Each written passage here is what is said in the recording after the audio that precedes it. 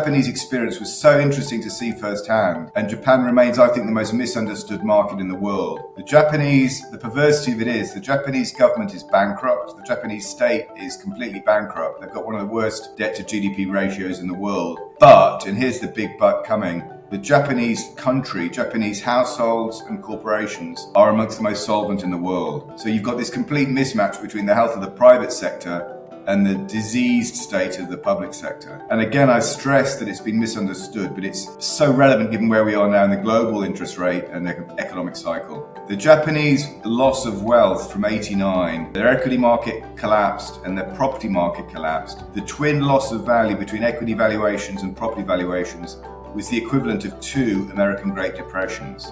So it's like they experienced the 1930s once and then experienced it all over again.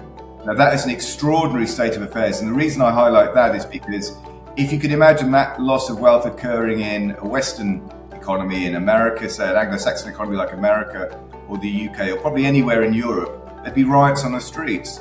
But in their defense, say one thing about the Japanese, they are stoic. They have a capacity to suffer which is beyond, I think, anything the West is capable of. So whereas Japan could survive that, and now the Japanese equity market has largely recovered. Where it'll go in the future, time will tell, but we think the Japanese market remains relatively cheap internationally. But I simply highlight the fact that Japan had this extraordinary, unique experience, and if my fund manager friend from 2000 is correct, they were the dress rehearsal. The rest of the world is going in maybe the same direction.